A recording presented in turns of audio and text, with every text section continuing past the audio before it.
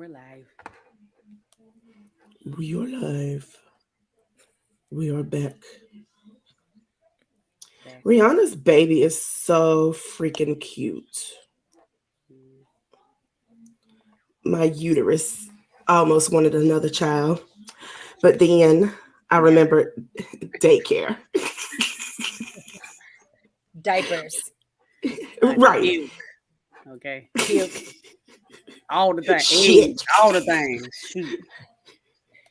Titty nipples. Okay. Just everything. Just everything. That darn car seat. I hate car seats. Man, it's rough out here, okay? It's rough out here. All right, guys, as y'all join, please share. Share. Please share. Say hello. How you doing? Happy late Lover's Day. Happy anniversary to Sunshine and her boo. They celebrated year. How many? 8. And that do not rhyme at all. I know. I was going to say it would have been good if it had been like year 2, year 22. Not it. Not at all. Year 8. Hey, Jocelyn. I was going to call you a whole different name. Hey, Well, you do got a whole different name on there. I'm just saying. That's why I got. Long time no see. How you been? How you doing? Miss you too. Thank you. Ooh, child, I'm hot. You always hot. I know. I think I'm going through the change, which is fine because then I don't have to worry about the monthly demon that shows up. Wow. I don't know though. They say being hot ain't no fun. Okay. That's a whole nother piece. Okay. Hi, Tiara. She said, Put more clothes on, but when you're hot, you can only take off so much. That part. I could take them all off. But I'm saying, but once it's all off and you're still hot, then what? Oh, yeah. When you can put more layers on. Right. This is true. This ain't is nothing true. worse than sleeping and being hot either. Right. That's the worst. That is the worst. She said she don't even recognize you, Holly. Sorry. I not sorry. Holly she went down to the coast and they got brand new on us, Jocelyn. Living my best life out here, you know. Listen, I need to come visit. Do you? All right, we're gonna play the intro and get this thing started. All right, because we're gonna hope we can keep it at an hour, maybe, sort of, kind of. It don't happen at all. We got this. Cassidy get excited. All right, we're gonna play the intro. If y'all haven't done so already, please share.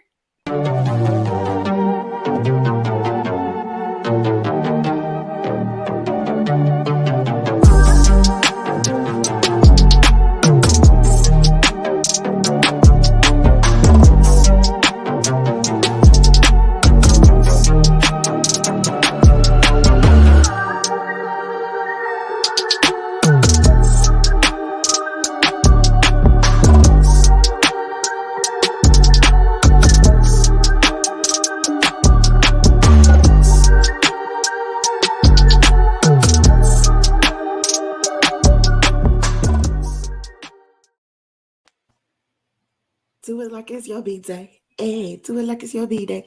Welcome to Occasionally Posh, where we enjoy life, laughs, and shenanigans. I am your girl, Miss Chassie B. Okay, and I'm Sunshine. Welcome to another episode. I don't know why she be trying to act like this in this intro every time. But thank y'all for tuning in. We so appreciate having y'all every week per usual. And we have a guest on today, so we're gonna start off with letting her introduce herself. So tell everybody your name, whatever name you want them to know from you, where you from, if you want, whatever. Tell them everything. I'm Holly. East Regular Chastity. Moved away out by the beach, but still keep in contact.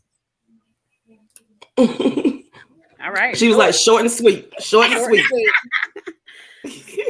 Super short. Well, thank you for joining us. We hope that we don't run y'all off with tonight's topic, and because I'm so excited. It's got a lot of racialness in it, but I'm so glad that you joined us. And we always start off with what we call a foreplay. Don't worry, it's not sexual this time. But I got a video I'm gonna play. Sometimes it is. Most girls like dolls, but not every girl wants to be a mommy. Wait, where's your doll?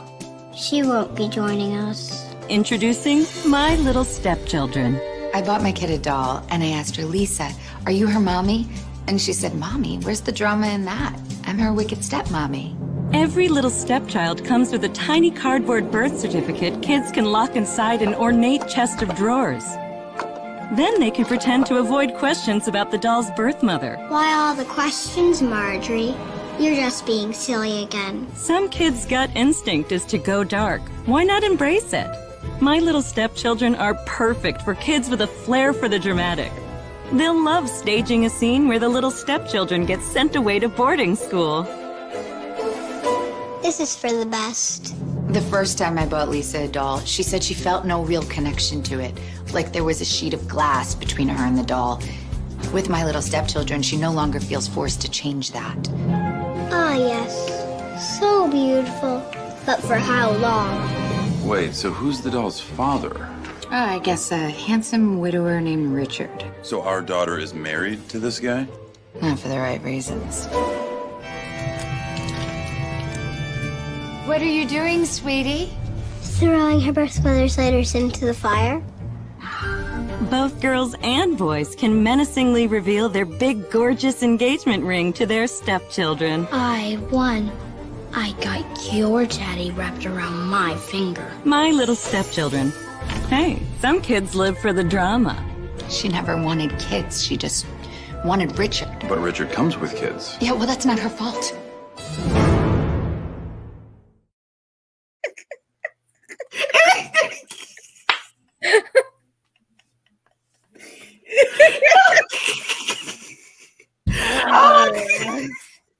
It's like Cinderella. Oh my God, it's funny, but it's the truth in it for me. Because there's women actually out there who don't want kids of their own, but if I find a man who already got kids, I ain't gotta worry about it. Like, Makes sense to me. I don't understand. She don't want to put her body through that anguish. You remember how many times you failed?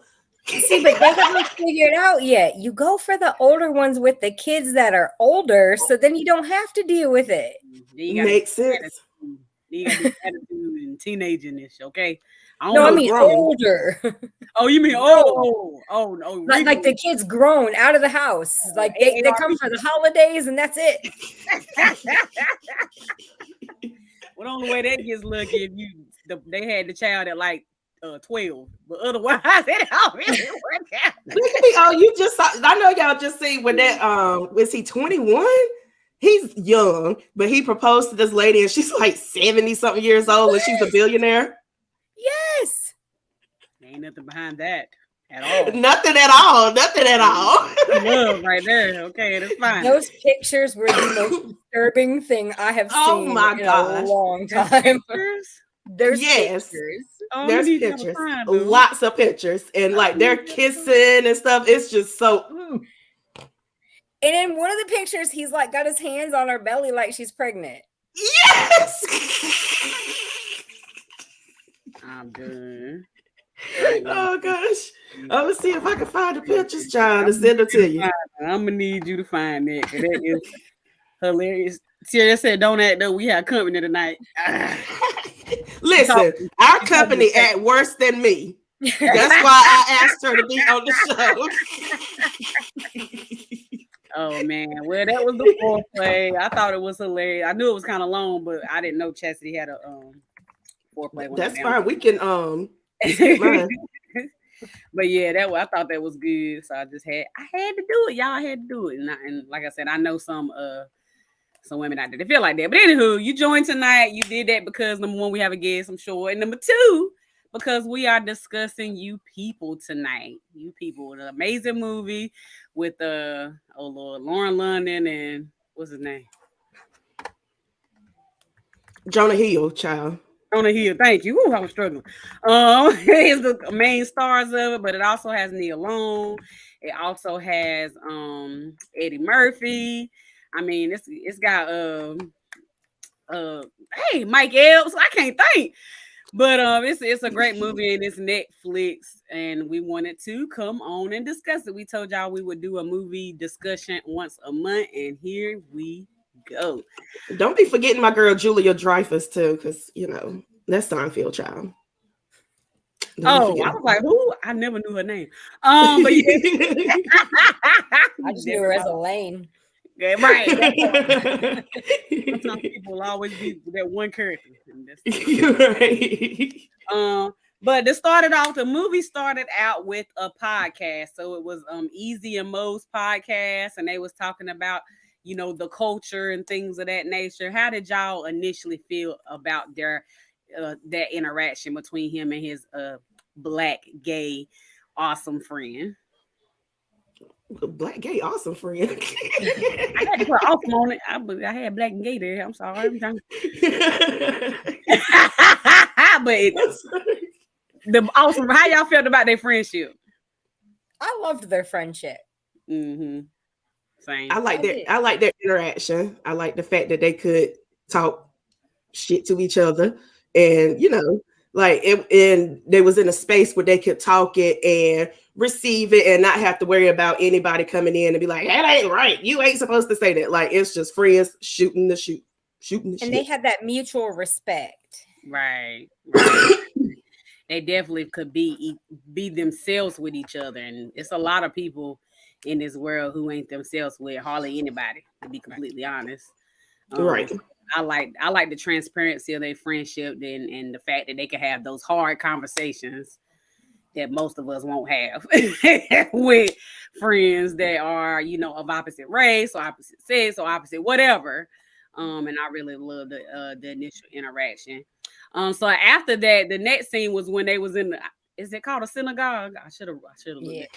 Yeah. Okay, thank you. A synagogue, and they were showing the interaction of they were scaling the room and showing how everybody else was dressed, and then they get to him, and he looked like he looking like he looked, and then that's when they introduced the mom, the dad. I'm guessing that was grandma. They didn't really say, I don't think, and sister, and they was going in on him about how he was looking and how he don't go to the synagogue, blase blase. So how did y'all feel about that initial family interaction? I'll let you go first, Holly. It was very stereotypical typecasting, I guess. Is like they definitely did a good job with the casting and portraying them as the roles that they went on to play. Like just that scene alone, you got a general idea just off the bat of who and what they were going to be. Right. What about you, Chaz? That scene, yeah, like what she said, you get a kind of a vision of how they're gonna be. You see that mama is crazy. She is cool and she gets it.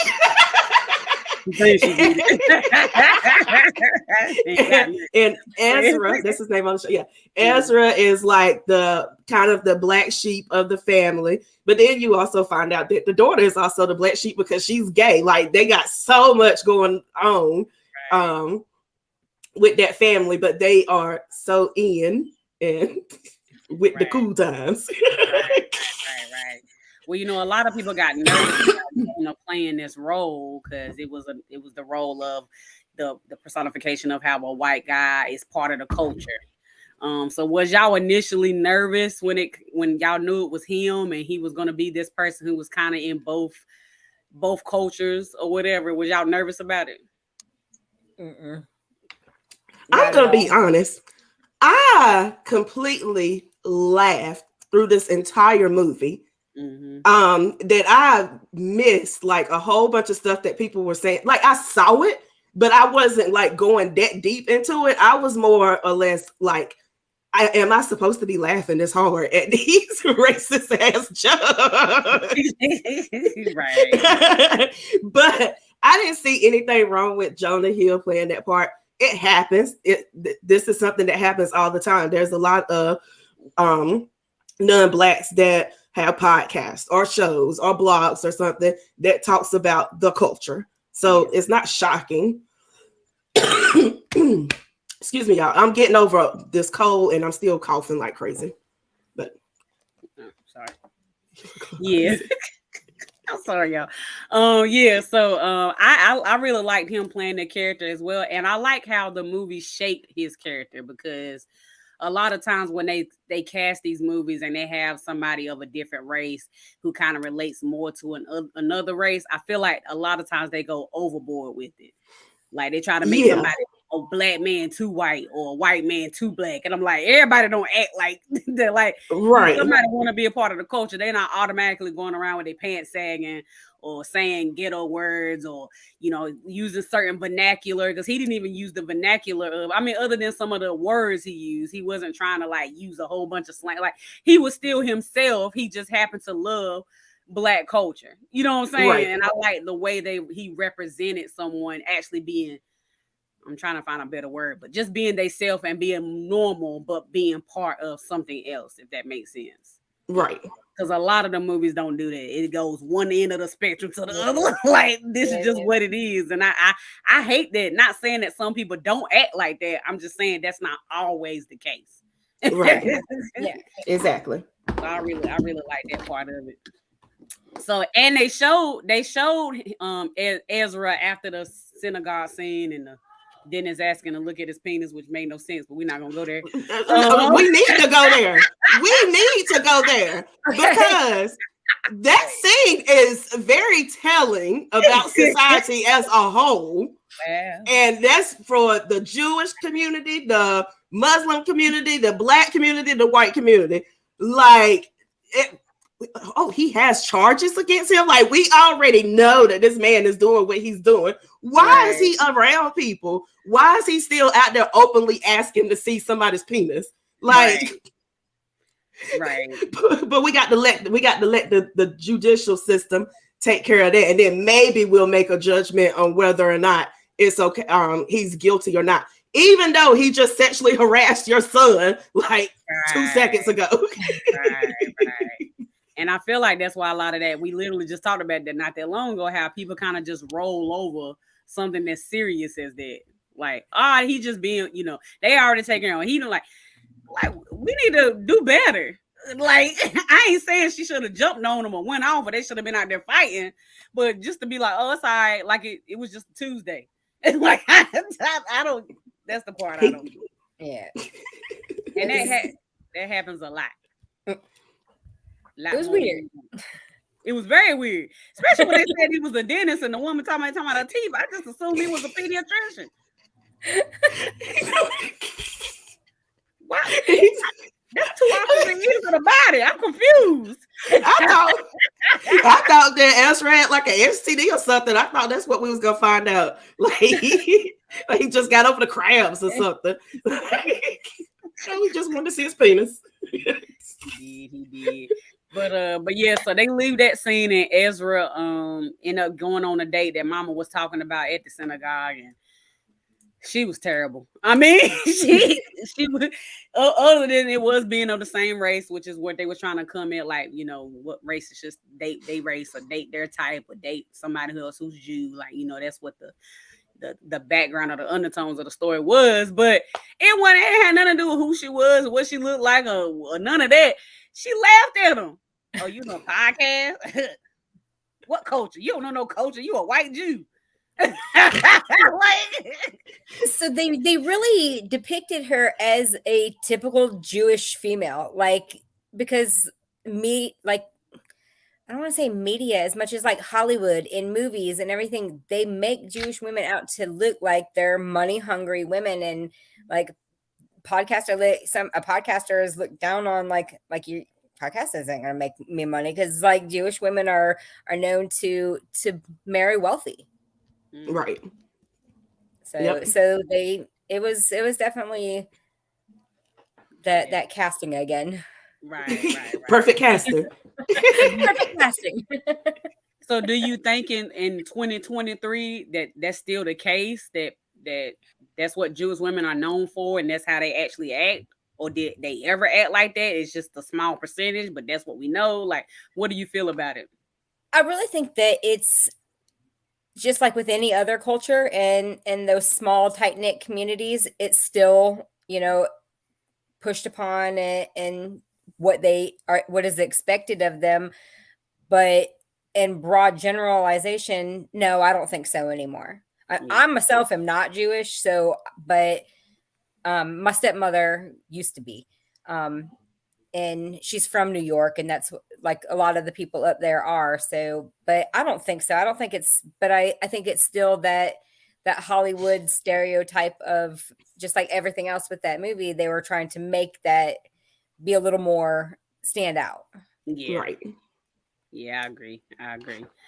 Tiara said she liked their friendship in the beginning. It was open, and then she said, "I think it was like Family Guy. The movie made fun of all the stereotypes, plus everyone and everything." I don't like Family Guy. Oh my God! What? Yeah, I was about to say I'm probably one of the only people on earth, but I don't like Family Guy. I love Family Guy. I don't mind pushing the envelope because this movie pushed the envelope a lot, but I feel like they take it. They ain't even got a dang on envelope. They just take it way.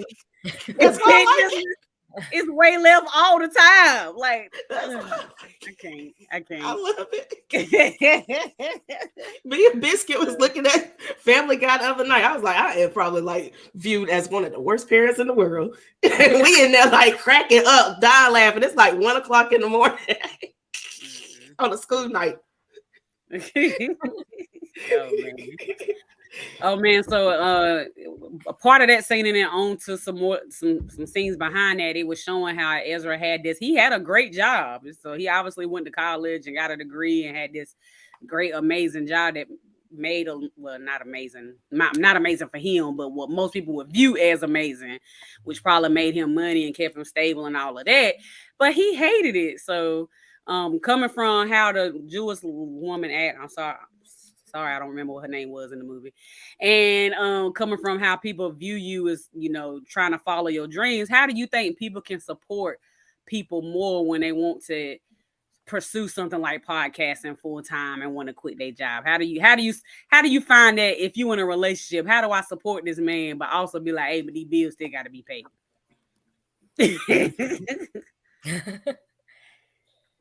I don't know. If my husband came to me and said, I want to quit my job and start a podcast, I'd have to question his sanity. Like,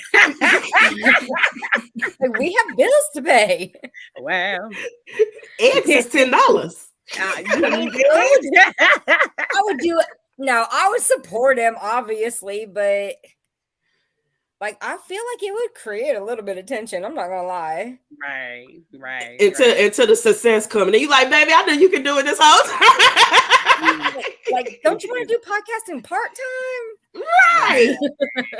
I'm like, I'll watch the kids if y'all want to shoot after 5. That's but I ain't just to quit all together. I can't do that in 2023. But he was a single man, and they never really said. But I'm imagine he probably had savings. Because he didn't have no kids, no bag, you know what I'm saying, things of that nature. So I imagine maybe he had some good savings, but they never said that. But even if you meet somebody with money, you still get nervous if they just up and quit their job without a plan. So well, he had a plan, but you know what I mean, like just like that's my heart can't take stepping out on that kind of faith.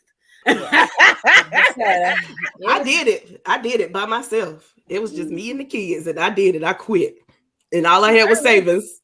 I can't. Stress would have me laid up in the hospital. Now, towards the end, when my money started dwindling down, I was like, "Oh God, oh Lord, I got to find a job." Ooh, I got to buy. I was like, do I really need cheese on this burger? Because cheese is like $2. That part. Adrian, aka Jocelyn, said only people who come from money can do that. That's facts. I was just going to say that though. Like his parents had money, and you know Right. his parents. They would take care of him. Yeah. Terry said he did have savings because he told her he could. Oh yeah, he did say he could keep them afloat for a while if she didn't get a job. He did say that. Yep. I know let's that's see. right, Ezra. I'm gonna We find like- me Ezra. Okay, Ezra.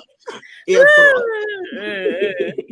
Oh man! So fast forward a little bit. The first scene with him and Amira. I keep wanting to call him by their real name, y'all. Him and Amira, he was trying to get into his Uber and he mistake her car because the car looked a lot alike and the girl looked like it could be a sister. But anywho, he jumps in the car. They had this whole scene about well, you know what? No, let me fast forward. Let me rewind a little bit. When they initially showed Amira character, she was talking to this guy who obviously didn't have no depth about him at all because even the words he was saying wasn't words he was saying. It was just terrible. And he did one of the things that's really bad. He could tell that she wasn't into him like that, or she was over it or whatever.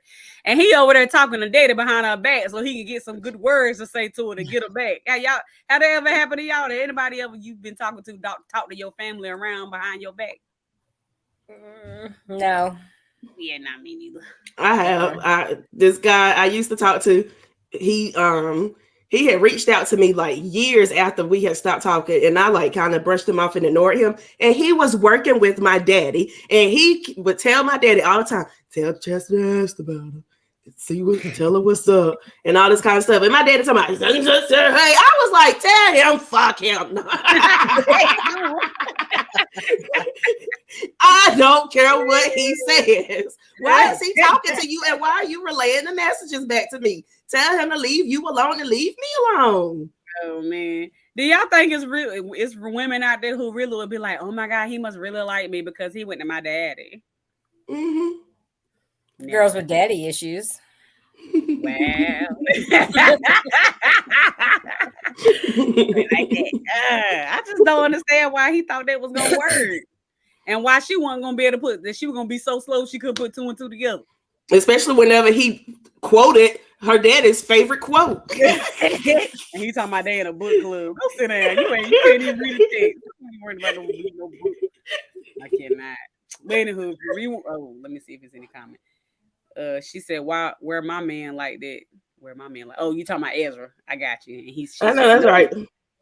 And then she said, "No, my family know it's over when I say it's over." Okay. My family don't. They invite my baby daddy to stuff. I'm like, I don't know why y'all invite him. I don't care if it is his son's birthday. No, I'm playing. I am done. Oh, but so yeah, back to where I was saying they initially they had the scene where he pretty much got in the Uber by accident. And they had this whole little debacle, and she and Amira, I'm gonna get these names together before the night over, y'all. Amira, whenever the interaction happened, automatically that's when the movie really went and took that racial undertone or that racial background of, oh, you thought it was because I was a black girl in the car, I was assuming I was gonna be an Uber. And he like, no, for real. I just thought the cars the same. Y'all look alike. He showed a picture. Like, was that a normal interaction for what happened in that scene? Yes. I think so.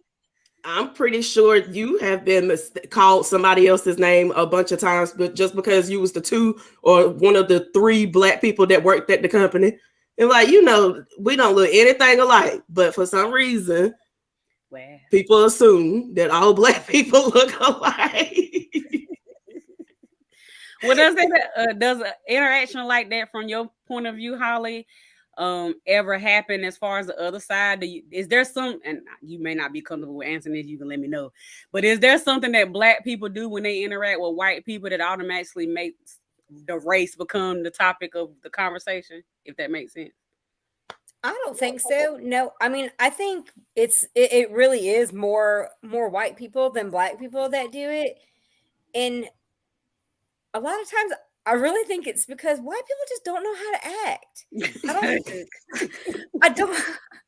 I don't think that they're like trying to be racial about it. I mean, some of them are just plain out assholes, and they really are just trying to be racial. But I don't think a lot of them are. I think it's just that people just don't know how to act. Like some people are just raised in environments that they're not raised around a lot of Black people. So when they do have that interaction, they don't know what to say. They don't know how to conduct themselves in a civilized, normal manner, or how to have a normal conversation. Yeah. It does get kind of I've been around or had conversation with people like when I have to, and it ain't even racial, like they trying to treat me like a stereotypical person. Like sometimes it gets uncomfortable because they don't know what to say, if that makes sense. Or they don't know. And I'm like, just act normal. Like it ain't no certain way to act around me in a certain way. Like, you know what I'm saying? Like, well, I want to ask you something, but I don't know how. Just ask it. Like, because I would just ask my question.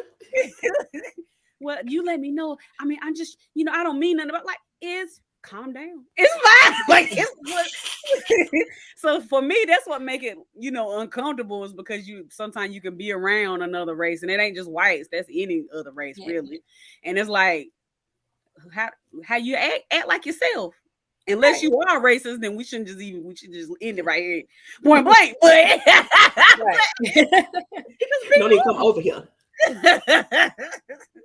So I personally have had more of that than the actual like somebody like profiling me or something. Like I haven't been in a situation. I mean, I've been in situations where I've been profiled and been treated like a Black. I'm not saying that, but I've been in more situations where it's uncomfortable because people don't know how to be themselves. Right.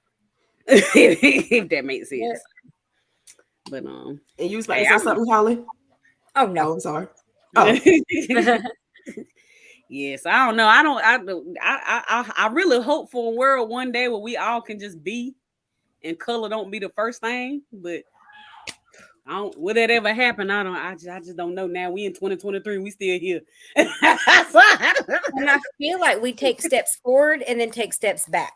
Honey, that part, literally. All the time. So let's see. You got anything, Chaz? You doing good so far. I'm over here sweating. So okay, so get into Amira's dad, who was played by Eddie Murphy. A lot of people feel like they actually casted him wrong. They don't think he was right for that role. Do y'all agree with that? Why don't they think he was right for it? A lot of people just didn't like. I don't know. They didn't feel like it was. They could have picked.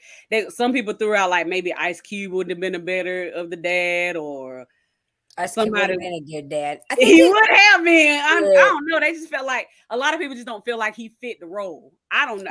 I think it's because he's a comedian. Most of his movies are comedies. This really wasn't that kind of role for him at all. Right. I personally thought that he did really good. Like he didn't look too stern, but he was just stern enough in my opinion. Yeah. I mean, I didn't have an issue with it either. But as I was going through some of the reviews, that was one of the things. It's like, why did they cast him? They could have cast better people. And then of course they were surprised that Nia Long's part role was so small. I mean, it was small. Yeah. Everybody can't be a chief. There gotta be something. That's right. Somebody gotta be in the back. Somebody gotta be in the back.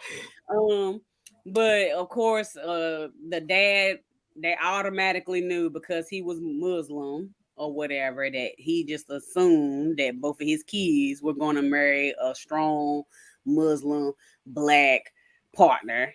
And that off the bat was a problem. I don't know if I don't think I know anybody or have interactions closely enough to the Muslim community to make a comment around that. But do either of y'all know a Muslim family who is very strong in those traditions in 2023? I don't. I don't. I know a Muslim, but I don't know them enough to like. I never really actually sat down and had a conversation with them. Yeah, to know. Me neither. And I do know a lot of other countries are still traditional when it comes to what a family is supposed to look like or what a family is supposed to be or represent. which is weird because we act like we traditional over here when we really ain't, but they actually are. They actually are traditional in some other countries, and then we judge them for being traditional, even though we try to act like we traditional. It just don't make sense. Through. I don't understand it.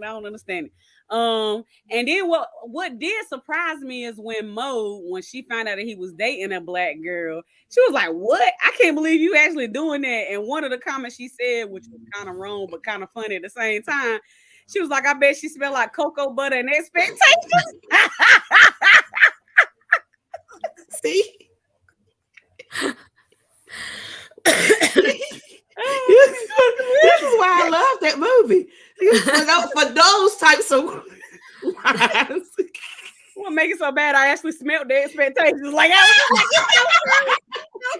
like, and the cocoa butter smells so good. But was y'all surprised as far as their relationship and their friendship and things of that nature that she reacted in that way? A little bit, yeah. I was too. Chaz like she don't know yet. I'm trying to think. I don't know. I'll revisit that in my head. Yeah, I was kind of surprised, especially since they had the relationship that they had, and then they actually bond on the culture or things of that nature. Like, I assume she would have been like, "Okay, girl, you on, got you one." You know what I'm saying? I personally was shocked that she was like almost acting like he wasn't good enough. Right. Yeah. That was surprising to But me. it was also something that she said whenever I'm fast forwarding it a whole lot, but she had made the statement towards the middle end, whatever, where she was like comparing black and white friendships and relationships or whatever to a girlfriend and a boyfriend breaking up, and the girlfriend what did she say? Not wanting to let go or something like that, and how black people don't want to let go of things that happened in the past. I was like, I mean, look, that hurt a little bit, but I get it. I understand what she was saying. So I think that Mo was a little bit messy whenever she said what she said, but I feel like she said what she said based off of the feeling of mind frame. Yeah. I got you. Yeah, I actually wrote that down. She said, well, I wrote a piece down. She said she was talking about how black people and white people would never be cool, which I don't agree with it. But I did kind of understand what she was saying. She was saying for black people in this country, white people are the cheaters of a relationship. We live with you, but we can't forget what you done. Right. Which I was like, that's kind of deep. But that deepness kind of like, I mean, for me, it was kind of enlightening because as a female, I could relate, and as a female who has gone through, marital things in the past with an ex, and I understand that feeling of not being able to let things go. So that was enlightening and kind of relatable for me. Yeah. When she said let things go though, what in particular? I know what she means overall, but what in particular do you think she meant? Do you think she meant like slavery and what happened during the slavery times, or do you think she just mean like what's going on now with all of the killings and police brutality, or do you think it was a mixture of everything? I think it was a mixture of everything, all of it. Yeah. Which I agree with it in a sense of, what's happening now and, still the injustice that surrounds blacks, especially when it comes to police brutality and stuff like that. That's a whole nother conversation for a whole other day. I agree with it from that side of it. The side that I kind of don't agree with, which a lot of black people going to probably slap me for, but I wouldn't hear when slavery was here. So I can't keep using that as an excuse not to like white people. Like, I ain't saying it didn't happen, and I'm not belittling that it did happen, but I'm over here. It's so many people that's like us and our age range. We weren't even here, and we acting like we was there. Like, we was in the So I personally don't think that people necessarily don't like white people based off of slavery. Yes, that still stings. We have a Band-Aid over it. Every once in a while, you have to put a new Band-Aid over it. I think that a lot of it is the stuff that's going on right in our face, the injustice and all that kind of stuff. And then we just bring back up the slavery and all that kind of stuff. But I don't think that slavery is like that high on the totem pole whenever it comes to white and black people disliking each other. Yeah, I agree with that. I don't think it's actually high on the totem pole, but it's used so much that people assume it is. It's just So, easier to use. It's a timestamp, and it's easy to use that timestamp. yeah. Just like whenever your man cheated on you in 2008 and you found out about it on May the 3rd at 7:46, like you're gonna always remember that time. It was on a Saturday. Beyonce was playing in the background to the left, like and every time that song come on, you gonna think about the fact that that man cheated on you on March the 3rd, 2008 at 7:26. Right, you gonna remember that in the 4th grade, Julia took your juice box and pushed it down in the dirt, and Julia wrong. Like Julia don't even remember you, fool. Like let it go. Very true, very true. Oh man. All right, well, Fat. Well, let me see if I missed any comments. I'm sorry. Tierra said, you got anything you want to say, Holli? Not yet. Okay, because sometimes me and Sunshine will get to talking because we used to us just being the ones, and we forget about the other people. Yeah, so interrupt us anytime. Interrupt us. Mm-hmm. Tia said, I have gotten in the wrong car before, but it didn't lead to nothing romantic. So maybe you need to try it again. No, you need to try it again, Tierra. I might try it tomorrow. I don't know about where you live at. You might come up missing. She said Neil Long said 3 words, nodded 6 times, smiled 4 times, and laughed once. She was underutilized. Fast. They treated her like an FD actor, like an F listener, not even A, B, or C. Like she was way down there. If anybody know about cultural differences, it's me. Well, I know that's right, right? Right, wrong. Hey, boo. So fast forward into, they get past their first date. It's so cute and lovely, and they went through the transition of the scenes of them dating and how they were getting to know each other and how they were hanging out and how they was building little forts and hanging out, and they had their little sex scene or whatever. Well, it wasn't no damn sex scene. They had sex. They wasn't a scene, but they had sex.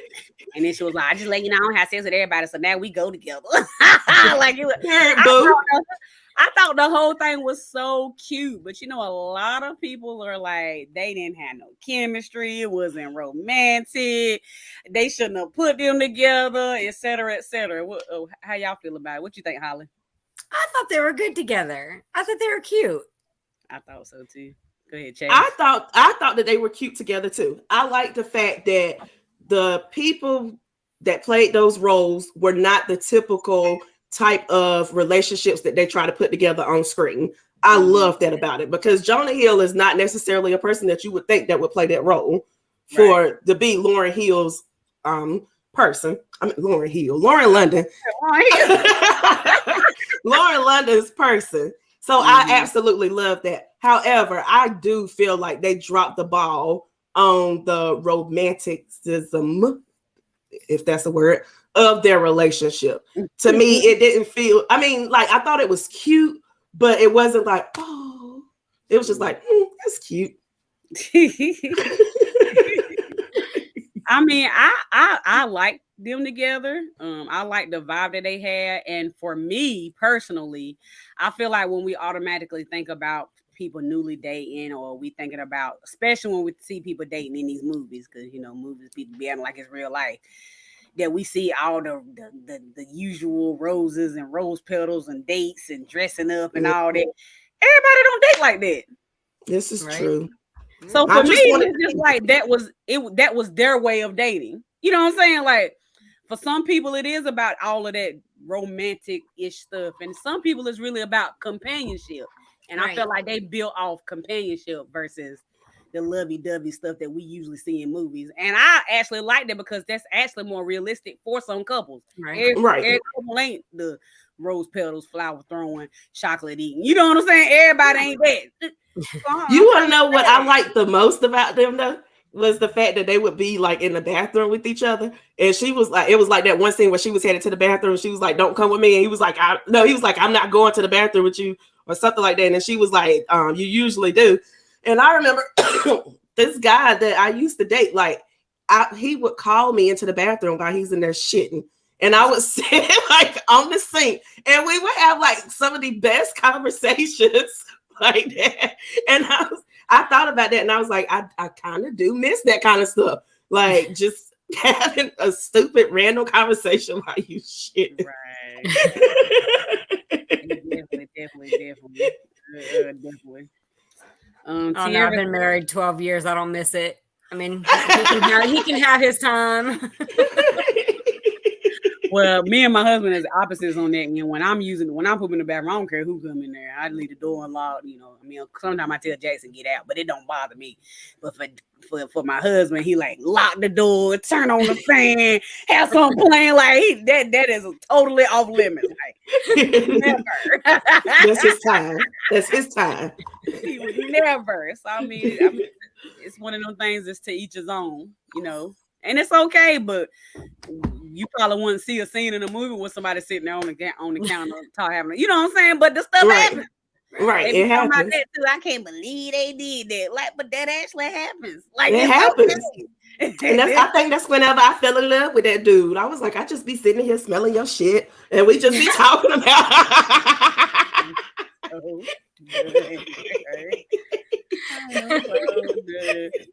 Sierra said, I think when slavery is mentioned, people really mean everything that trickled down from that. That's what Black people today really suffer from: Jim Crow, redlining, segregation, etc.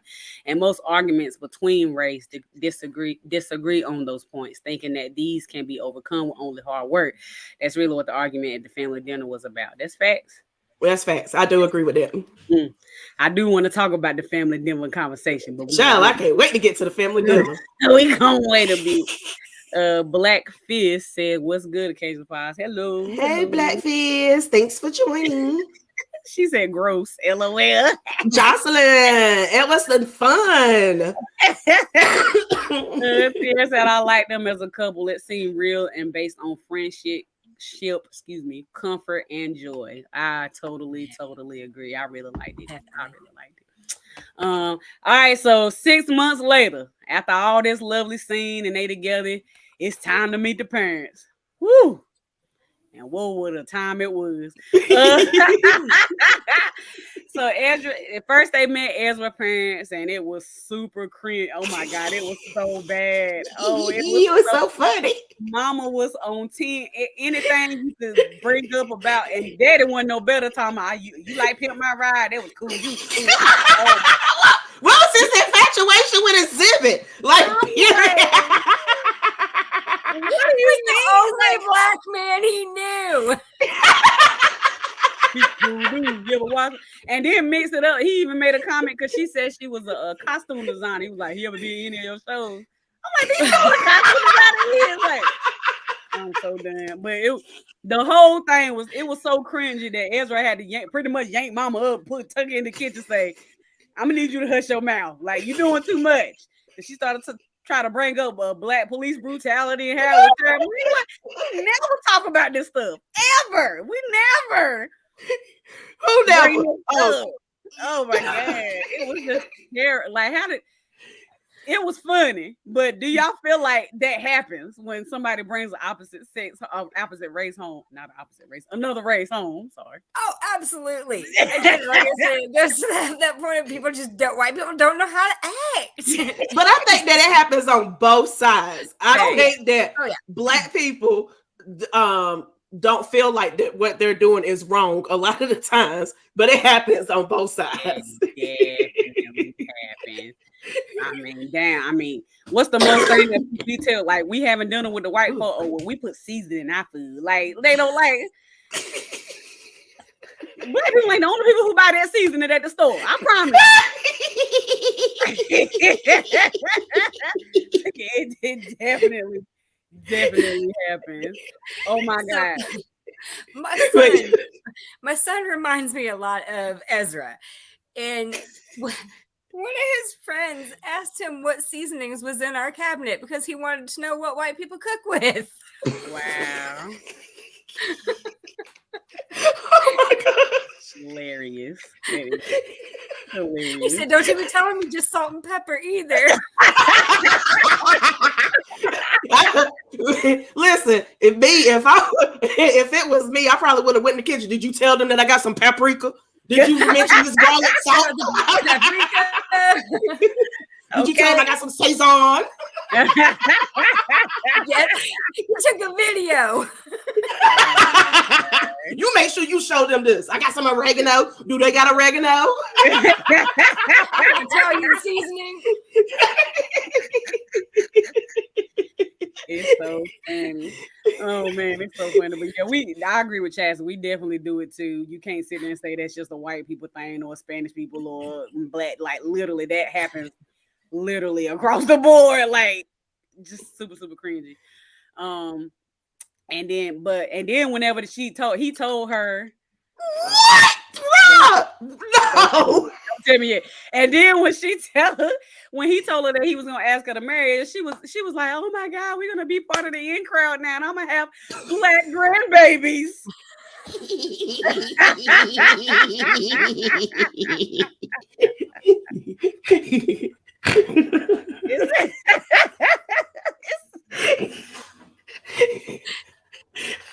Don't you know biracial babies are like designer babies now? Oh my God.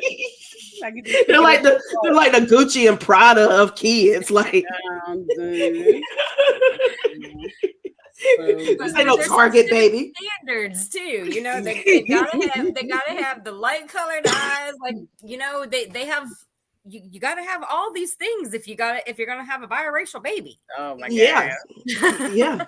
Picking it out like you checking off boxes. Right. You need to look like. I'm done. Dear said, "Oops, I didn't mean to skip ahead." Now, girl, you fine. She said, "Why was Dad singing John Legend at the piano to a mirror?" I literally recorded this scene and I gotta play it. It's not a good recording because I couldn't find it nowhere to download, but I was like, I got to play it. That mess was hilarious. That's the infatuation phase of a while back. Right in the thick of love. At times we get sick of love, it's true. Seems like we argue every day. I know I misbehaved and you made your mistakes, and we both got some room left to grow. So true.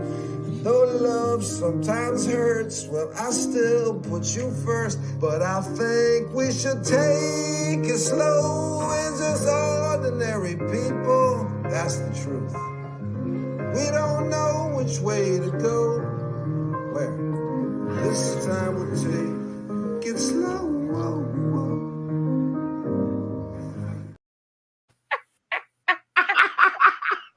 It was the commentary for me. It wasn't even the song. Like, that's true. Mm-hmm. Oh my gosh. I hate people.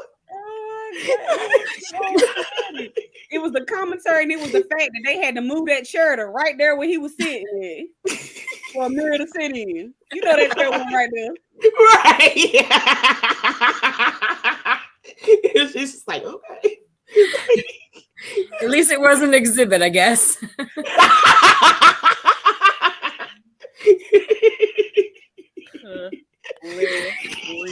Yes. Oh gosh. Rob said, I swear I took Zach to my family house for Thanksgiving, and my grandma asked if he knew who the KKK was. I am. What? Rob, I need for you and Zach to come on because I need to know how that conversation went. Like, what? So I told you, black people do it too, Holly. It's not just the white people. Black people don't know how to act either. It might be, when it comes to making wrong commentary, it might be a little worse. Be real. I want to go meet Grandma.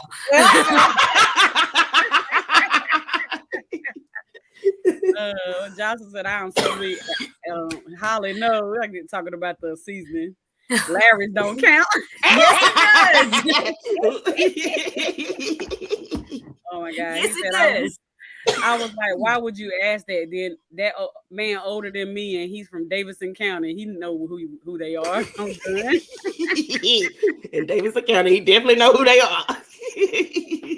Jared said black people do the same thing, but before we say something in it, we say no offense. Oh my And god. be offensive as hell. True.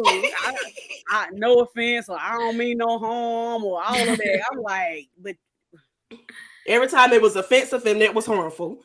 Every time. She said that's the truth. He did awkward. Oh my god. That thing was hilarious. So then he after he told mom that he was gonna ask her to marry him, and he told friend and showed friend the ring and say, I'm gonna ask her to marry me, blase blase. And she said, did you ask her parents? And he was like, no. He didn't even met the parents. He didn't even met the parents. So he took it upon himself to schedule an appointment with them, aka a lunch with them at Roscoe's Chicken and Waffles. And made the most terrible first impression of himself ever.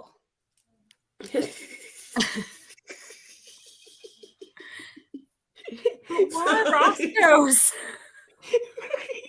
Of all places. It's like going to Waffle House. Nah, it's a little worse. You know what? But I feel like that does happen. I think you said it earlier, Holly. Like sometimes you don't mean to come off racist. Sometimes it's ignorance. And I feel like in that moment, number one, that they showed him and her at Roscoe's Chicken and Waffles earlier in one of the scenes. So I feel like it probably was a place he just go to, and he in his mind it's just somewhere I go, blase blase. He never took the time to be like, will this come off a little bit? You know what I'm saying? Or maybe he even said to himself, I want them to be comfortable, and not even thinking it. You know what I'm saying? Like, yeah, it could have came off racist, but I really don't think he meant to. I don't know how y'all feel. I don't know, but it was hilarious. It was hilarious. So then after he did all that terribleness of talking, he was like, I just want to marry her. And Daddy's response was, you can try. What y'all think that meant? He can try, but he ain't, is pretty much what he was saying. Yeah.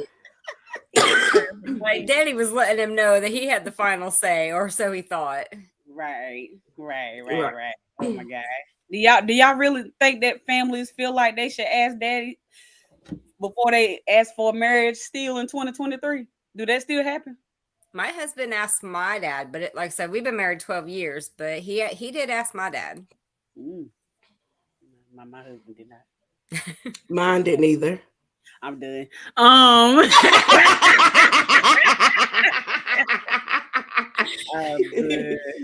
is it a white people thing? that it was really believed, like especially back in the day, you know, our grandma's grandma back in the day, they like you better not propose without asking Daddy. Like that was like a requirement. Like they like a couple of women even had it. The man proposed to them, and they was like, yeah. Well, hold up, did you talk to my daddy yet? Like it was a thing. Like for real, for a long time, even in our communities. Now I just don't think people care. But it was a thing. Like, I'm marrying John. Y'all better get over it. Especially back when women didn't really work like that, and they were just known as being the housewives or taking care of the kids. It was almost like Daddy had to make sure she was gonna be taken care of. So he thinking he was just talking to little John was gonna make John be a good husband or something. I don't know, but it ain't mine. They had to. In the same sense, I was a little like not okay with it because I'm a grown adult. I had children of my own at that point. I felt like, why do you need my father's permission to marry me? Like, you're not marrying him, you're marrying me. Mm-hmm. Right. I get it, but this. Did you told him that? What did he say? Yeah, he was like, it was the respect. It was out of respect. So what if Dad would have said no? He told him, "Are you sure?" Like, Holly is a little crazy. Right? Did you read the fine print? Okay. No returns. Bad. Pierre said, "OMG, I can't believe he was that." Oh my God, I'm struggling. When he made a comment about that being in his grandma's Holocaust ring, that mess was That's straight up lie. hilarious. I thought he was just joking when he said he was gonna say it to her, but then he still ended up saying something. She was like, How old is she? Like, she still did. Oh my God. Hey Julie said, hey, I Julie. think a lot of traditional people still do, but for me, I think it's completely unnecessary and outdated. I agree. Hey friend, how you doing? Hey, girl. Hope you're feeling better. Rod said, I think it's a good gesture, but not necessary. That's an old tradition. That's facts. Stuff be awkwardly funny. I told a white coworker I was going to change my name to Sarah because I was tired of people calling me, and she said, "No, you should change your name to Keisha or something." Right? I am done. It's not funny. I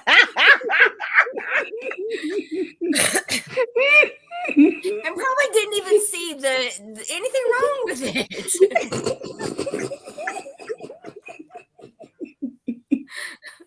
Oh my God. Oh, Jesus. Okay. No, you fine. I'm trying to fit all this stuff in because we already at an hour. It went by so fast. And we ain't even halfway through. Now they engaged. All right.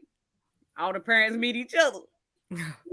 We had the family dinner, the infamous family dinner, and it was terrible. I don't know what was the conversation or the fact that she caught that man hat on fire. I don't know which one. Or the fact that they was, I feel like Amira's parents were very, very, very standoffish and very rude. Like, I felt like they was not trying at all. At least Ezra's family was trying. They was trying to understand, like get a clear understanding of what they were about and what they like and all that kind of stuff. All the way down to the point whenever they made them pray. I feel like prayer is something that everybody doesn't do. Everybody doesn't believe in the same things. And a lot Christianity, and especially Christianity, they try to push their beliefs on other people and not respect other people's beliefs. I did not like the way that they handled that situation at all whatsoever. Yeah, it was terrible. And the part of the conversation that was interesting to me that I want to hear from you guys is when they started talking about the Holocaust and slavery. And I think it was Ezra's mom said, or was it Ezra's dad? One of them said I think it was the dad. Jews and blacks had the same struggle. Do y'all agree with that? No. Really? I was about to say. Please tell us why. I'm interested. All right, this is gonna be interesting because I actually agree with it. If you look at the period of time of the Holocaust and the struggle that short, I mean, yes, it was a lengthy period of time, but it compared to slavery, it was a short period of history. You can't compare the two. Like, yeah, there was genocide, there was a lot, but I don't think it's a comparison. I really don't. What about you, Chad? I disagree. I think that both Jewish and the black people went through a lot of similarities.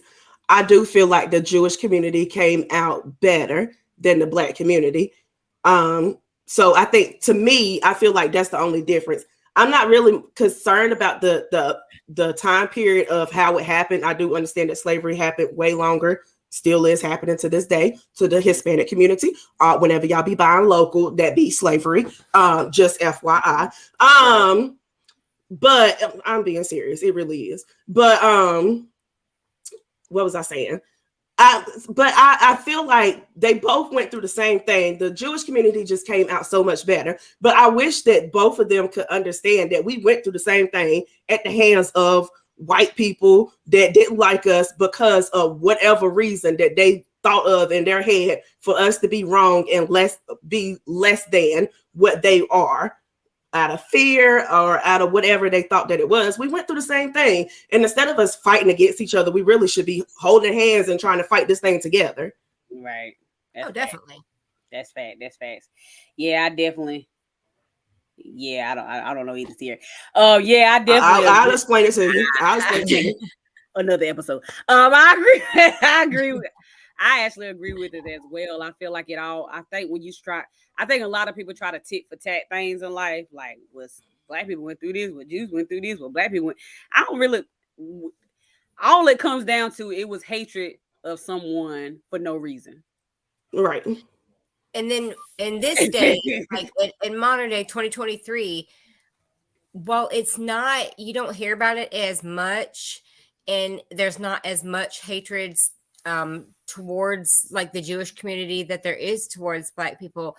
There still is that hatred. Like there are still those groups that still have that hatred, and they look at it exactly the same. Mm-hmm. Yeah. Mm-hmm. Yeah. There's been things that's recently been said about the Jewish community that wasn't it wasn't always true. It might have been half true, but it wasn't all the way true, and it was just insinuations or what you assumed that they were doing. So I honestly feel like all of us went through the same thing. They just got the better hand. They got the better hand. Yeah, they did. All right. So after that bad dinner, the pressure got so bad against with Ezra and Amira. I'm trying to say their real names so bad with Ezra and Amira that they even started bringing race. They never actually had issues with race as far as their dating relationship or that we seen of. But now that all this is coming from their parents, now they even think Amira was going at Ezra hard about, well, you can't say that, you can't do that, you can't act like that. Your mama was being too, but no, her parents was actually a little worse. So it's like they was bringing that in house just off of the stress and the pressure and all the conversation that the parents had and things of that nature. So I feel like that actually happens in real life, as far as, none of us here are racist, but some of that pressure, some of the things that happen in the world, we human. So Child, next thing you know, we singing and doing dumb stuff. You know what I'm saying? And it's not because that's how we truly feel. It's just that's the world we in, and we human. right. And we human. So I don't know. Will it ever not be about race? Maybe not in our lifetime. Never. Maybe in our lifetime. All right. So then Amira suggests that maybe we just need to hang out with the parents a little bit more. I don't think that was the fix at all. But so Daddy thought it was a good idea to take him to a barbershop wearing red. Oh, Jesus. Let's talk about that. Trying to embarrass him at the basketball game. Talk about it. Talk about it, Chassie B. Okay, I know that this was a movie and it's not real, but I pray to God that nobody ever intentionally take somebody to a barbershop or another side of town wearing a different color that is not represented on that side of town. That people take that gang stuff like too serious. Right. I've had a bandana snatched off of my head, or was it me or my sister? I can't remember. One of us had a bandana snatched off of our head and burnt in front of us because we had on the wrong bandana color on the wrong side of town. It happens. Right. And the only reason those people were that nice to us was because they knew us. Just imagine if we were somewhere else and those people did not know us. Like, honestly, it was funny, but I pray that nobody ever does that in real life to somebody, because that was 100% wrong. Yeah, I agree with that. What about you, Holly? Oh, I definitely agree. Yeah, like in a real life situation, that would have probably been a lot worse. Mm-hmm. Yeah, 10 times worse. Most definitely. And the whole time you just trying to be funny or just trying to run him away. Well, how would you have felt he'd have lost his life? Right. Like that wasn't, it was comical, but I just hope nobody does that in real life, which I'm pretty sure people are gonna do it in real life. I don't think I laughed at that part of the scene at all. I did, because that was a little funny. The basketball scene. Listen, the way scene. Ezra came out, he was like, "Oh, you thought that I couldn't play? You thought that I could play? You thought I was just a white boy from a Jewish white boy that didn't know how to play and just talked about the culture? No, baby. Let me show you how Kobe do it. Buckets. And Daddy was recording, trying to embarrass him, and he was doing so good. Daddy was like, hold it.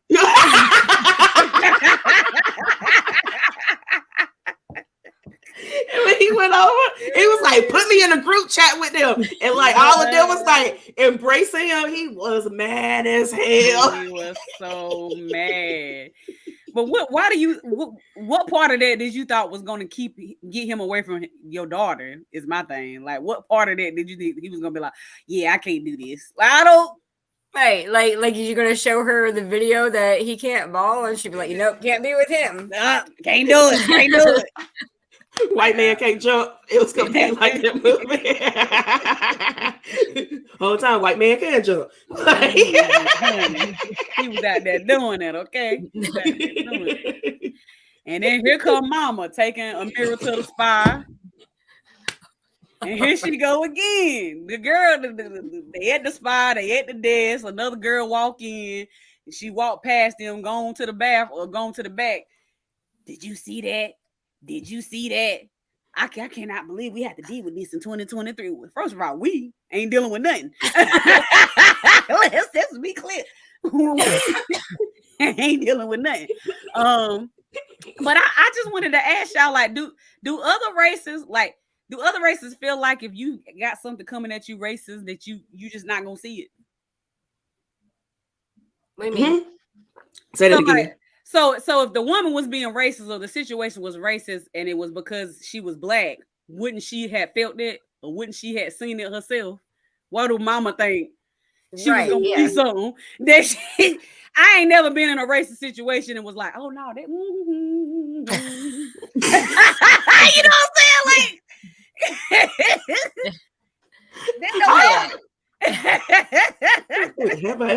Have I ever? And then I thought about it later. It was like, you know what? That bitch was a little racist. I don't know. I might have. I ain't gonna sit here and lie. I don't know. But usually, I've been in a situation where I might have seen it and questioned it, and to be like, I'm gonna let it go. That's different than bitch. Amira literally didn't know what in the world she was talking about. Like, no, like she was not.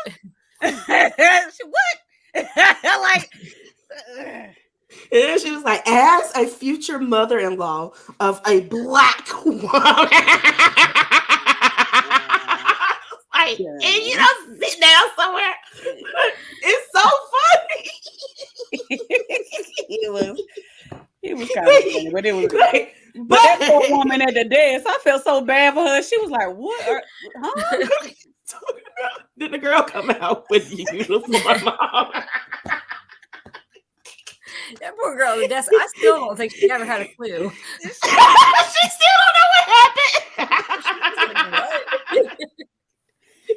Oh man, it's kind of funny, but I'm like, let's not go straight from not knowing nothing about. I ain't gonna say knowing nothing about black culture, but not being a part of the culture to trying to save the culture. Like, you can't just jump from one end of the spectrum to the other.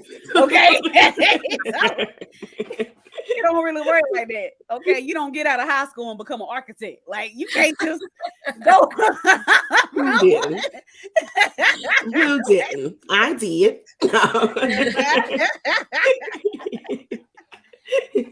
Man. My mouse. Oh, there you go. Julie said, I definitely see it. Whether I choose to acknowledge it is a different. That's exactly what I'm saying, Julie. Like, I might not acknowledge it, and I might be like, all right, it is what it is, just Tuesday. But I ain't over there like, like, that don't happen. Doing the algebra problem in your head. And that's another thing that happens on the other side too. I think, Holla, like if it's a white girl in the situation was around a lot of black people and they acting stupid, ignorant, or treating you weird or treating you different because you the only white one in the room, you ain't like, oh no, they just my friend, they're fine. Like, you in your mind, you know they treating you different. Like, it don't just happen. You just ain't over there like, oh no, these people are great. Like,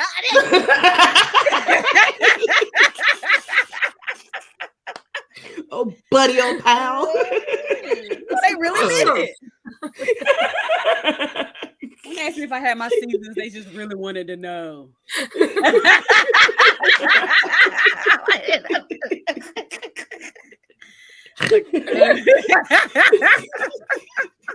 Sorry.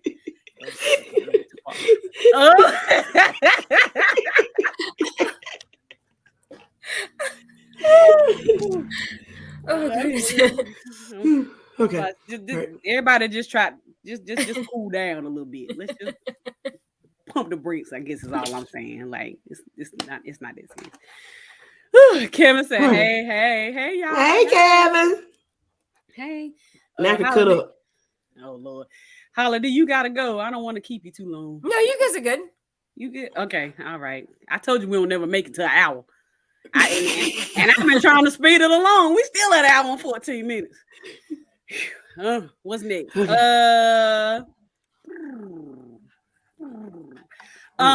of the comments that the brothers after Daddy and them pretty much invited it. Well, no, ain't no pretty much. Daddy invited himself on the bachelor party or whatever, going and jumping on the plane, go to Vegas or whatever.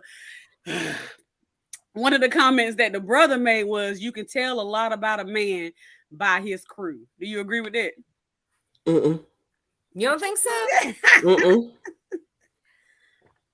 I don't think so. I think that goes both ways. I think it goes for women too. I think people just assume that just because people hang around each other that they are doing the same things, but I don't think that that's always true. I know it's not always true because I know I have multiple sets of friends, and all of us have different walks of life.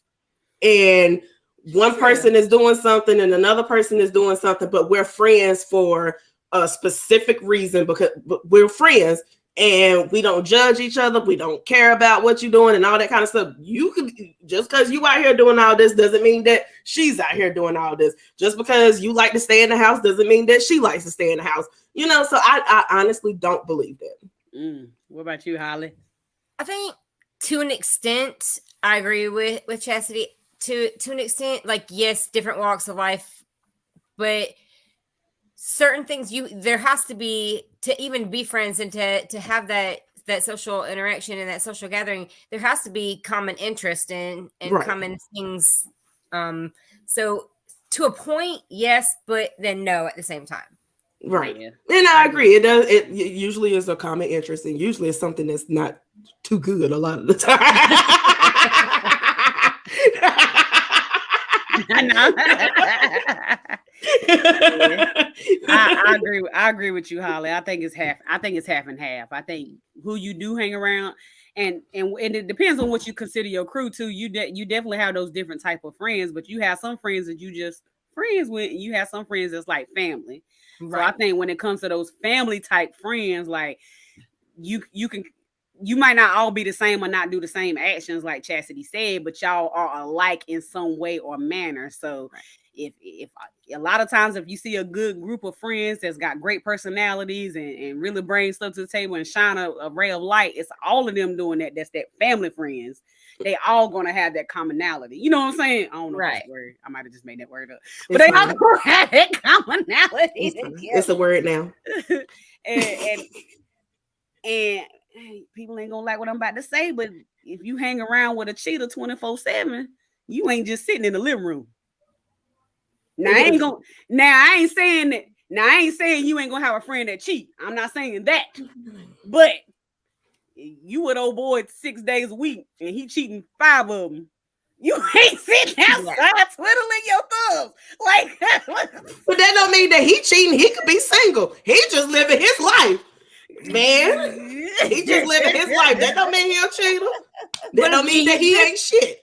But if he's with him 5 days a week, he's obviously condoning and supporting it. Hey, they coming for I wasn't the one that stood before God and friends and said that I was going to get married to this person in love and not lie to them for the rest of their life. You do what you do. I'm going to do what I do. I'm going to get my nut. You get your nut. Are you crazy? Yes. But I'm single.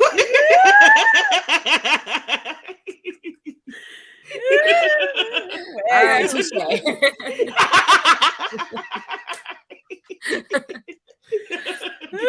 I won't hate on you for it. Now it might be like, you doing too much. You doing too much. But I'll be there tomorrow. And there's some things for me that I would like, and this I can only speak for myself, but there's some things that I would never be able to be friends with. Like if my best friend beats his wife or she beat her husband 10 days a week, and it ain't even 10 days in a week. Mm-hmm. We ain't friends. So if somebody friends with that person, that is telling me something about. Like, that's just my opinion, though. You condoning it. If you condoning it, you okay with it, you just gonna live with it. I mean, still be best friends with this person, and they beating their spouse every day. I don't want no parts of you. Like I said, I agree with this statement, but I also agree that people can be friends and be total polar opposites of each other as well.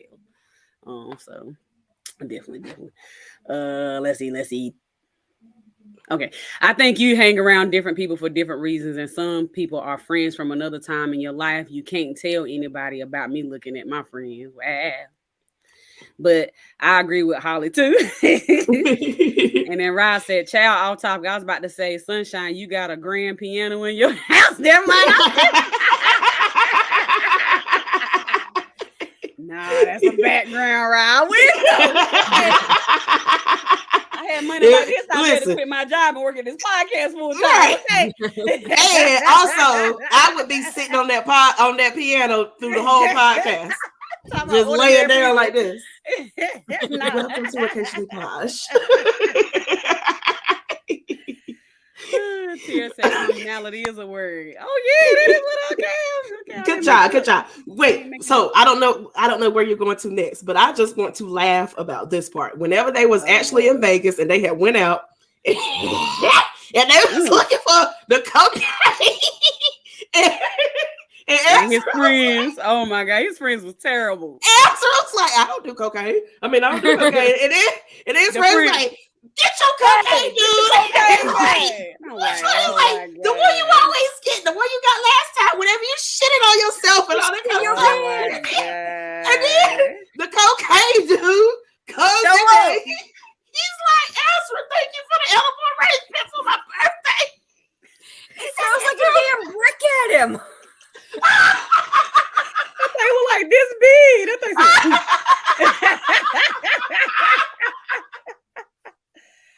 I was crying laughing. That was like my favorite scene.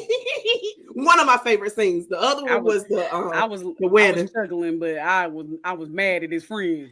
I was like, "Hey, y'all was wrong. Y'all the worst friends ever." Like, I've been uninvited y'all to the wedding at this point. Like, gone. Don't even show up. Okay. Oh shit. Terrible. Ooh, that was hilarious though. Hey, DZ. Hey, DZ. He said, "Man, that was a terrible way to have a bachelor party. The data should not have been a part of that. He should not have went at all. Like, why are you here, sir? Why are you here?" Oh my God. All right, we way past time, so I'm gonna fly. Let's see. So Ezra and them are at their dinner party. What you call it? Whatever the little dinner party for the wedding. That was the funniest. And they done had a dang nut. First of all, them toasts was just that's what I want to talk about. I want to talk about the toast. Parts. On the black side, on the white side, on the Mo was like, I'm trying to figure out why Ezra put me over here with the white people. and then Amira's friend was like, "We happy for you, even though you married a white guy." Like, what the fuck? And then Daddy telling Exhibit's life story. It was terrible. It was terrible. But then hear her daddy come saying all the right things and not meaning not a word. They were there talking about, "Oh, he didn't mean nothing that came out of his mouth." Not a thing. Oh my God. But yeah, they had a dinner. They do them awful toast, and you're still feeling awkward. And both Ezra and Amira finally had enough from both sides. And Ezra tell Daddy off, "I ain't never done nothing to you. All I did was love your daughter. You just treat me like I'm a piece of junk." And then he made the comment, what did he say? I know I may not know what it's like looks like to be a black person in this country, but I know what it looks like what an asshole look like or something he said. And I was like, "You better preach." There wasn't no moment preaching woman. But I was like, "Go ahead, Ezra." And period. But why do y'all feel like hurt people, aka in this movie, which is the black people at this particular moment, why do y'all feel like hurt people try to come off so strong and open-minded, but in reality they closed-minded and just pretty much he was just coming off racist. Even though he was trying to just seem like he was trying to protect his daughter and be stronger, blase. Why do you feel like people are trying to come off one way but actually coming off completely opposite? Ooh. Holly. Let me think about that. I think that a lot of people are tone deaf. A lot of people try to blame tone deafness on white people, but I think Black people are just as tone deaf as well, and they don't want to admit it because we want to say that Black people are not racist, but Black people are racist. Let's be honest, they are racist. They're just as racist as the white people. We just not as high on the totem pole in America or in the world, because I've realized that Black people are hated in all countries, not just here. It's everywhere. They're treated like shit everywhere. But yeah, that's it. That's what I got. No summary. One long running sentence. I think it's just all from both sides. It just come down to ignorance, and we just got to stop being ignorant. That's all I got. Like you saying, white people saying they want America to change, but then they still have this closed-mindedness view of life because of how they was raised and things of that nature. And Black people saying they want America to change, but then all they do is bring out what white people do wrong instead of trying to come together and let's all love each other and teach each other. Like both sides ain't doing nothing to help. Like we just over here just waking up to be terrible every day, and I don't know what to do about it. And it ain't for all things. I mean, like I said, I'm not somebody who deals with racism on a regular. Of course, I encounter it in the community and things of that nature, but I'm probably one of the ones who don't dealt with it so less. I probably can't speak much about it. To be completely honest, I know it happens, and I know that some of the things that we see in the news and things of the nature, it happens and all of that, but I'm one of the lucky. I don't even know if lucky is the right word, but I've been put in situations where I've been treated well for the most part, as far when it comes to me being Black and somebody being another race, that I wouldn't even know where to start because I ain't had to deal with it. Well, you're lucky. I ain't had to deal with it. Now, of course, we done all been profiled and we done all been treated, in the community a certain way. And especially I had a name Shadonna, so I've been that person who they see Shadonna on the application and they just pass me up. I ain't saying the stuff don't happen, but I'm saying I'm not someone that has been put in a situation that was so bad or so detrimental that I can actually give advice on how to change it. Right. I mean, I have, and I will give advice. So mine happened in my complex, where a woman was being very racist to my kids, and she called the police on me. The police came over here. Mind you, she's the one that's the aggressor in the situation. The police came over here and they tried to arrest me. My white neighbors that knew what was going on and knew that the white lady was crazy were the people that saved me pretty much from the situation of getting arrested. So then the officer goes down and talks to the white lady, and he realized that this bitch is batshit crazy. But he doesn't arrest her, surprisingly. But he was willing to arrest me. He wanted to know my name, wanted to know wanted my ID and all this kind of stuff. Wow. But he didn't arrest her. He comes back and tells us that she's crazy and she's drunk and we should probably just ignore her. Then he leaves. This lady goes on to tell us that we are Black Lives Matter ass bitches. She goes on to say, I can't breathe, and all this kind of stuff. Wow. So I was like, you know what? I'm not going to call the police anymore. Let's write a letter. So me and my neighbor wrote a nice letter to the apartment manager to let them know about the racist person that they have staying over here and all of the things that she has said and all of the things that she has done. And she got put out. Wow. Well, that's you're a bigger person than me, because I would have been like, let me show you. Child. Listen. Listen. I know that's right. I left out some of the story on purpose, but also I left my card on my counter, and I called my mom. I was like, "This is my PIN number. I've already moved all my money from my savings to my checkings account, so you can draw how much money out that you need to draw out." Wow. Do what you had to do, honey. So Do what you had to do. I did what I had to do, but I also went the other way and wrote the letter and got her put out. So sometimes you can do both, baby. It's balanced. It's balanced. It's balanced. Okay. It's balanced. Yeah, Well, next time you take the high road, you call me. I'll take the ditch. I know that's right. Listen, she said the ditch. And I just want to say that my white neighbors that I had over here, they were some doggone soldiers. Them, love them. Like they were ready for war. I think they was more ready than I was, and I was ready. All right. He was loaded, but they was locked in loaded. Okay? Child. Locked in loaded. Well, I'm glad you handled it the way you did. I commend you on that. You know, a lot of people would just end up getting locked up anyway. So, you gonna try to get me locked up. I'm gonna get locked up. That's typically how it would have went down. But, I mean, I did what I should have. I did what I did, and I probably should have got locked up. wow. But neighbors, baby, neighbors. It would, yeah. But yeah, the only thing that ever even happened to me that I can even remember is when I was a hospice aide. I went to a client house. They seen me pull up. I got to the tip of their steps. They said, "Get your up out of here," and then they called the office and told them, "Don't send no black people to my house." That did happen. But other than that, ain't nothing else really happened. I was just like, that's fine with me. To me, I was like, that's one less client. I don't care. Like, I didn't get what you did. You ain't hurt me. New death. You can have Becky. She might not take care of your mama the way I would have, but whatever. And some of the staff that we had was only black. Like the social work we had was black. So I was like, who gonna do who's gonna case manage with social work? Like, I don't know. Me personally, I kind of wish they would have just said go find another company, but they didn't. So Holly, have you ever went through anything that is similar to our situation from a black person or Hispanic or Asian?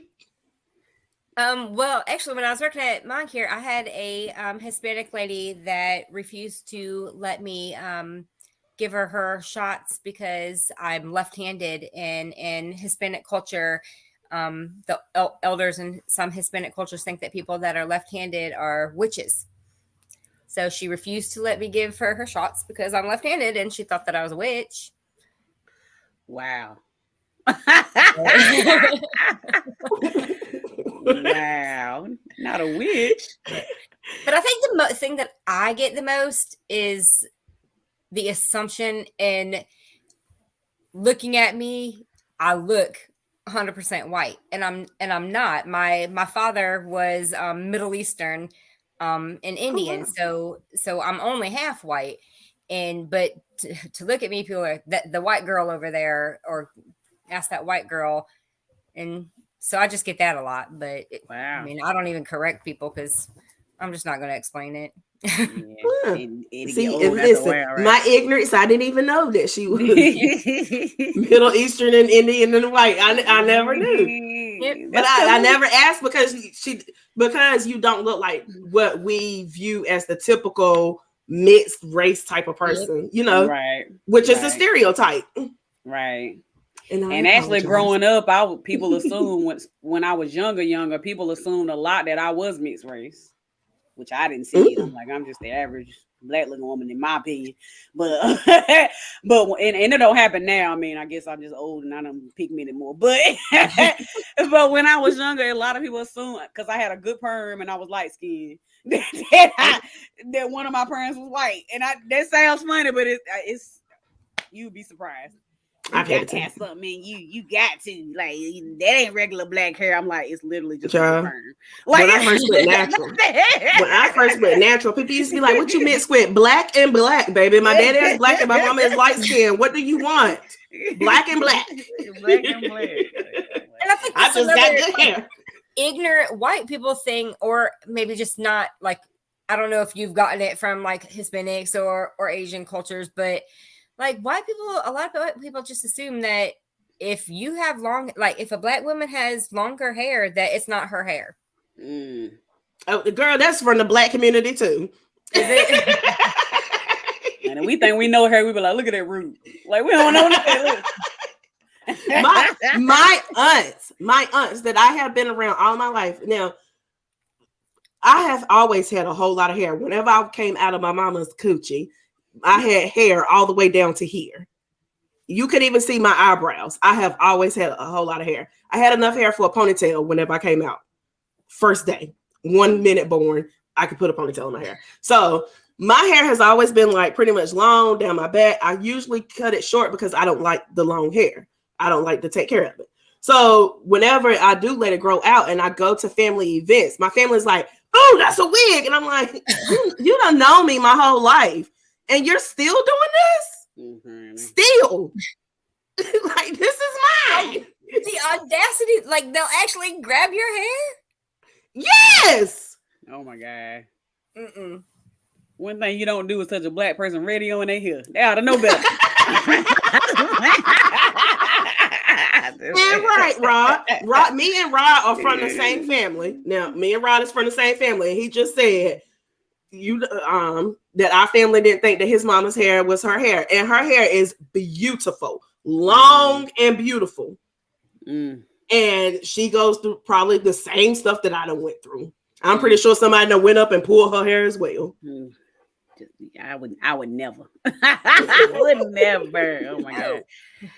Who Tierra said if my fiance is on hard drugs, that's one thing my dad should tell me. I want to know. Well, but he didn't do drugs. I mean, in that scene, he did. He just know the coke man.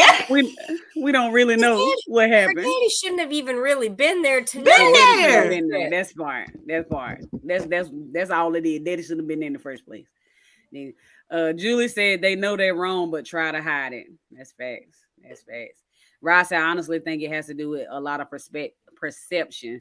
Black people definitely care about how people view them, and to see that your child is dating a person of a different background, more so white, they fear how people feel like their family is now being whitewashed. That's a good point. That's a good point. I didn't even think about that, but you're right. I definitely agree that we can definitely care about how we viewed, and that ain't even just from white people's standpoint. That's just period. Period. Poo. Like it's just. That's why they got that whole mentality. What happened in the house, stay in the house. And some stuff don't need to stay in the house. That stuff need to be sitting on somebody's therapy couch. Okay. But we worried about how somebody gonna look at us. Or especially if you got a mama or grandma in the church, then you like, oh Lord, the church they gonna judge you anyway. You might as well just be yourself. Like, it's gonna be there. That one Sunday, the pastor gonna get up there and everything he says is about you. And you know that your grandma done went and told pastor everything that you did. Okay. How he know? How does he know that I shitted on myself in Vegas? Oh my snorting cocaine. Going off of what Rod said though, too, like as a mom, I would rather, I understand the whole perception and what people think of you, but I would rather my kids be happy regardless of who they're with than what people think of me. Right. Same. That should be. I always said that my youngest one was going to end up with a white girl, and she's going to be the whitest of white. She's going to have blonde hair, and she's going to have blue eyes. I can't. And he is his girlfriend since preschool. Well, no, she's actually Indian, so she's not what I thought that he was going to end up with. But like they still talk. Like they still have like, well, they don't talk as much now, but even me and her mom still have conversations where we pass like little messages back and forth between them. And she's white. My baby's gonna have a white girlfriend. I already know it. A white wife. I'm gonna have some mixed babies. Mixed friend babies. Me too. Because my son, since he was real little, he's loved him some, and he loves the dark girls too. Like he loves him some black girls. Okay, go ahead, get you some chocolate. Okay, in these streets. Okay. Black coffee, no sugar, no cream. That's the type of girl I need. That was my team. Hey, Riley. I cannot. Ryan said you should have called me. He said I ain't Jesus. I'm a preach, but it ain't the gospel. I know that's right. He said I would have started conjuring up a spell in front of that lady. That would have been funny. Ooh, you should. Light as a feather, stiff as a board. Light as a feather, stiff as a board.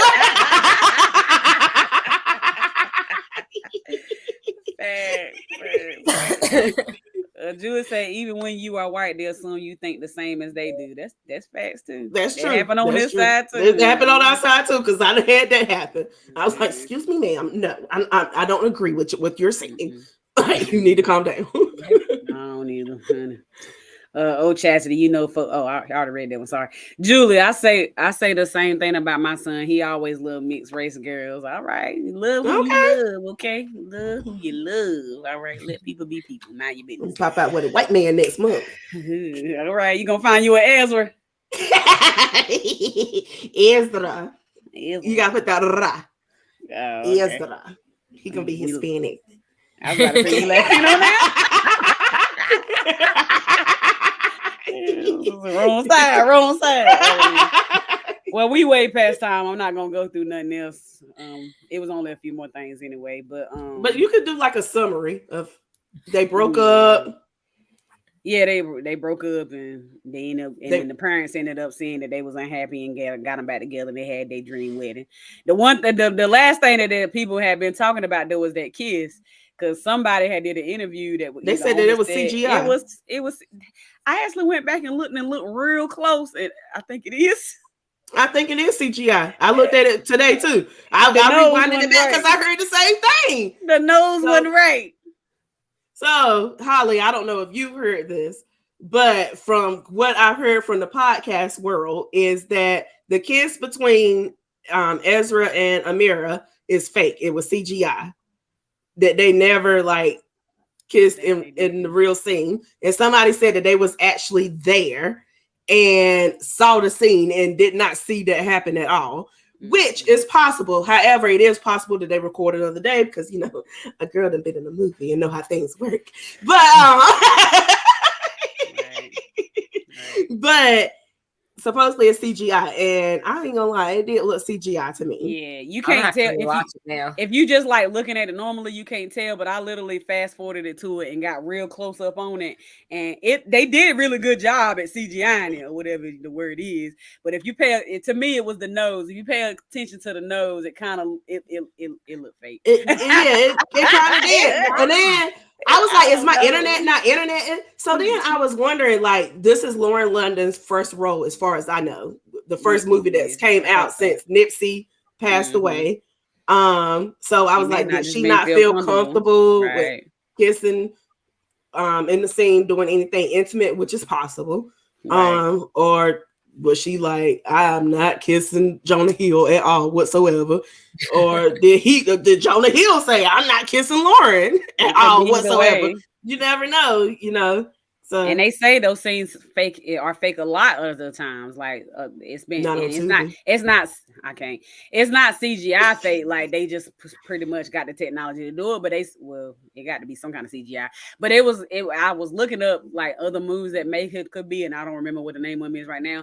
But there's lots of movies with a partner who's actually in the sex scene is somebody else, and they put the face on them, or the people who French kissing is like maybe they married and they don't want to kiss in public, so they put somebody like they say it happens a lot. We just don't know it. I did not know that. Interesting. I did not know that. I know where it does not happen on. It does not happen on Tubi. Tubi is that's the too low budget. That's what I said. I was talking to somebody the other week. We was looking at a Tubi movie, and I was like, I think he was like, I think they be fucking. I was like, yeah, I think they fucking for real. Yeah, I think they under the bed naked. They penis is inserted into the vagina. Now, sometimes when it's low budget, you can tell it's fake though, because you can still see the underworld above the cover. I'm like, y'all, nobody watched this back and said, ooh, we need to redo this thing. Like, nobody. It's terrible. Cost too much to reshoot it. It does. I really want to know if there's a job where you could be a person who just watch a movie. It is. Because when I say I see all mistakes in movies, I literally be like, now her hair was just to the left, why to the right now? It can drive my husband crazy.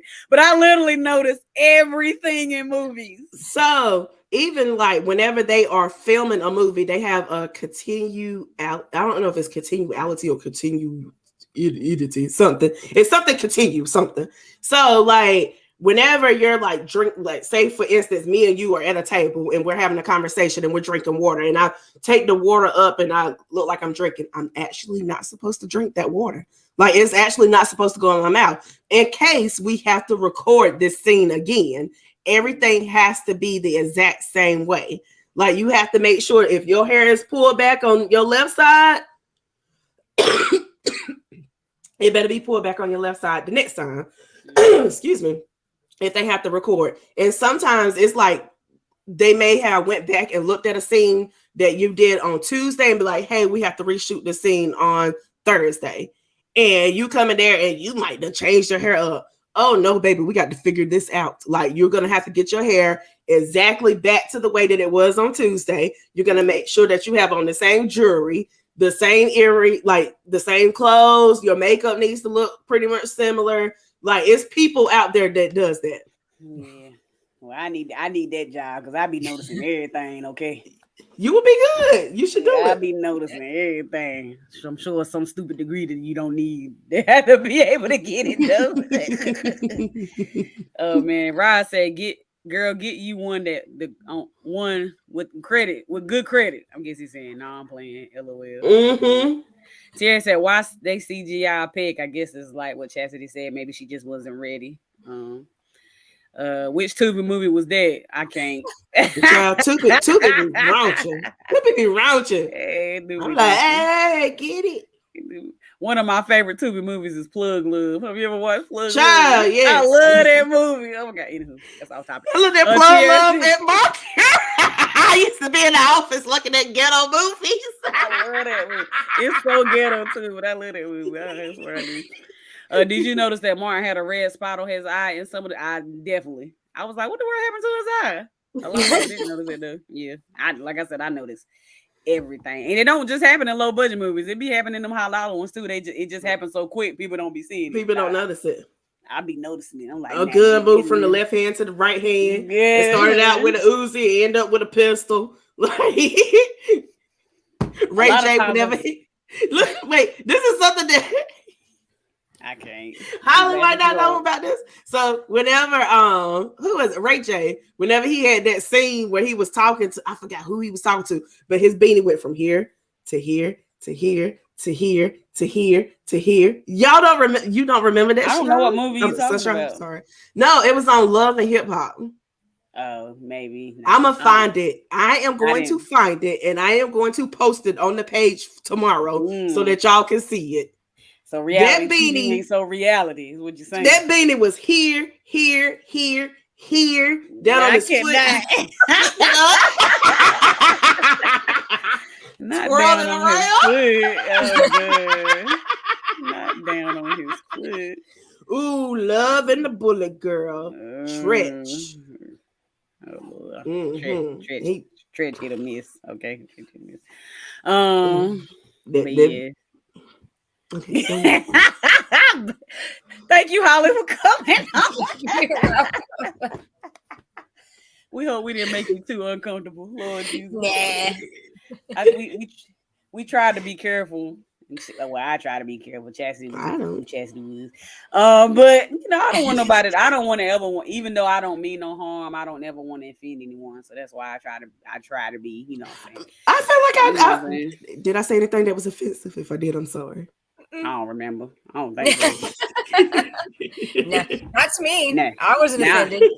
Now I might watch it tomorrow and I'll be like, Chaz. And I'm like, can you cut that out? She did say so on one episode. She wanted me to take the whole thing down or cut it out or something. Yeah, she's like, we laugh. I can't do it. I was like, shit. Too late, man. It's too late. That's the bad part of being live. Okay, no editing. Okay. But anywho, thank you for joining us, Holly. We hope you enjoyed this you. conversation. We hope everybody watching enjoyed it as well. If you haven't watched the movie, we apologize in advance. I guess we should have put a disclaimer out there.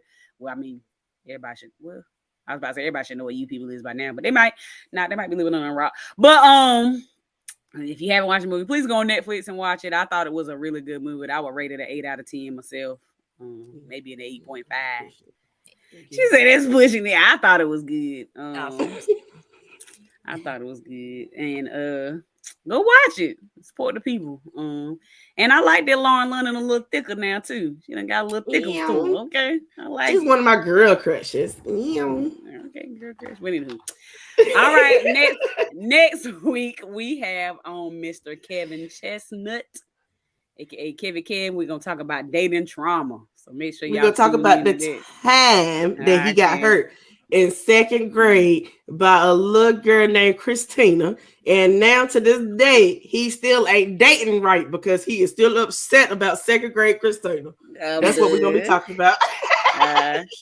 If you haven't done it yet, please make sure to go like, follow, share our content. You know what I'm saying? We on YouTube, we on Facebook, we on Instagram, we working on TikTok maybe one day. And stuff. If Chassis B gonna be over it, we're gonna get a TikTok. If not, then it might be another couple months. But please go like and follow and share. I think Holly know how to do TikToks. We might have to use her. And we'll be back next week, 9:30, same place, same time. We'll see you then. Bye. Stay on, Holly. Don't leave yet. Okay.